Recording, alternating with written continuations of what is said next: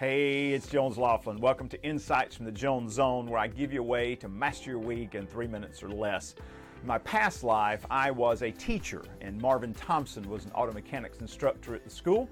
And when he would get frustrated because we didn't think we were focusing on right things, he would say, "We just keep stomping on the ants while the elephants run wild." And while he was right about, priorities and looking at where we were spending our time, I think when it comes to overload, it's a good idea to address the ants, those little things that are moving around in your head and in your life that you ought to be focusing on and take care of.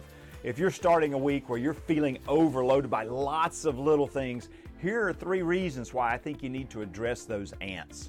First of all, every one of them take up a little bit of space. They require a little bit of mental activity on your part.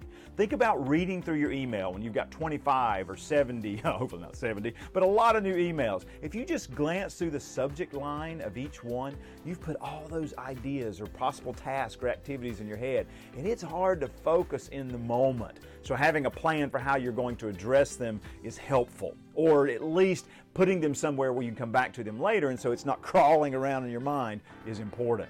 The second reason addressing the ants is important because it gives you momentum. And if you address one, you go, okay, well, good, that's taken care of. Then you address another one, and then you start feeling a greater sense of control and opportunity to tackle the bigger things that you're feeling overloaded by. Now, that's not procrastination. We'll deal with that in another Jones Zone episode. Finally, if you're feeling the ants of overload this week, one reason I think it's important to address them is because unlike the biological world, ants can become elephants.